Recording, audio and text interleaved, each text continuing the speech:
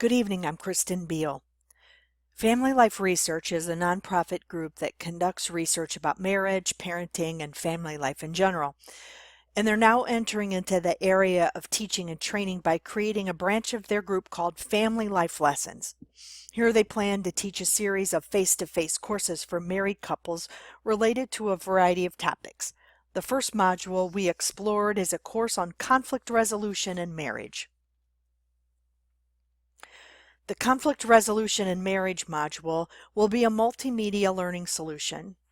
The modified ADDIE process was chosen to produce this unit of instruction because evaluation activities are integrated into each step in the design process.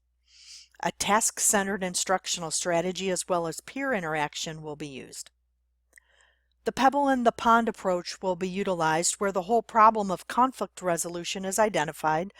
Techniques to become an active listener will be expressed, and working the problem in sequence to solve the whole problem will be exercised. Constructivist techniques will be used as instructional methods in general to provide learners with a way to create situation-specific understandings by building upon prior knowledge that pertains to the problem they're trying to solve. So, real tasks based in meaningful context. As the Family Life Research Group doesn't offer marriage counseling therapy themselves, their married couple clients will need tools to work on their communication skills. So a gap remains between married couples' needs for these tools and the Family Life Research Center's current offerings. Learners will be assessed by administering a self-assessment in a pre-class assignment in order to determine current levels of individual learners' listening skills. So ultimately, the goal of this training is to have couples use active listening skills to become better communicators so they can avoid conflict.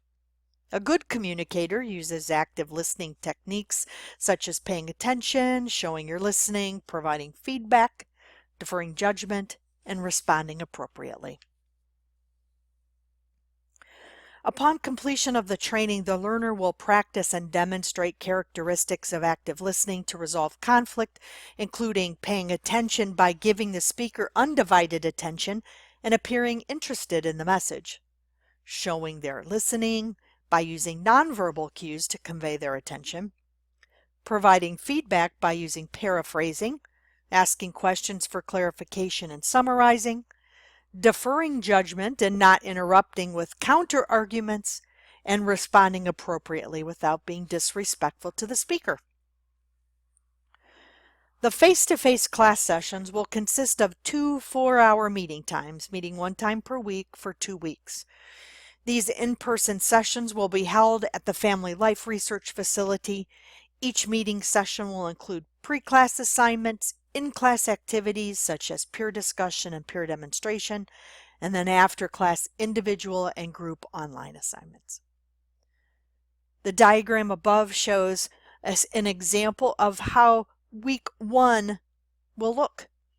In essence, week 1 will start with pre-class assignments. So prior to the initial session, students will be provided access to an online class environment, and learners will be asked to take that self-assessment we discussed earlier, read the task assigned entitled Pay Attention, and review a selected reading assignment entitled Read My Lips. In the first meeting session, the instructor will demonstrate how that pre-class reading can be used to complete that first task entitled Pay Attention. And then the instructor will demonstrate to learners how to pay attention, and then they introduce a second task called Convey Attention and scaffold students by demonstrating a partial solution to show how a participant can convey their listening. The use of this demonstration principle will promote their learning. Learners will then watch a video from the show Everybody Loves Raymond, meet for some peer discussion in groups to review their observations of Raymond's active listening, and then to further promote learning through application, their learners will demonstrate alternative behaviors Raymond could use to improve his listening skills. Learning is also promoted using task-centered instruction. So in the after-class assignments here in week 1, students are assigned a third task to read entitled Providing Feedback. And then homework assigned will be 5 one-minute audio files that the instructors pre-selected, and learners will listen to those videos online and paraphrase what they heard from each speaker. Individually, students post their summaries online in the discussion forum and compare with other posts in the class, and then each couple will negotiate and agree with a final response summary for each paraphrasing conversation and post these in the discussion group as well. Week 2 is represented in this diagram, and it too starts with some pre-class assignments. The learners will be assigned a fourth task entitled Deferring Judgment, and students will view a video entitled The Guy Who Listens by Interrupting You. Questions will be posed in the weekly preparation tab in the online classrooms about withholding judgment. And then in order to activate their prior knowledge, the second class meeting will begin with an in-class activity where the instructor will demonstrate how that pre-class activity, that video clip about not interrupting, will be used to complete the fourth task called Deferring Judgment. The instructor will then demonstrate to learners how to withhold judgment and then introduces a fifth task called Respond Appropriately. And the instructor will scaffold students by demonstrating a partial solution to show how a participant can be respectful in their responses. And learners will then meet in two-person groups by married couple in order to allow them the opportunity to integrate their new knowledge. Here they'll demonstrate a task of solving conflict resolution in one of 5 of the most common marital conflicts: money, sex, work, parenting, and housework. Here couples will have 10 minutes to role play their scenario, and the instructor will evaluate each couple's demonstration in a final performance.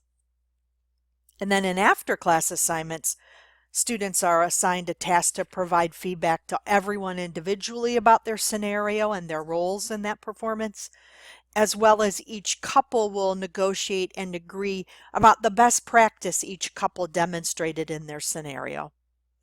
And the couple will post this in the discussion group as well. One very important consideration is that this training is not marriage counseling, nor does Family Life Research Group offer marriage counseling. So it must be communicated to participants that if anybody needs any professional counseling, the Family Life Research Group will refer them to a marriage counselor. Are there any questions?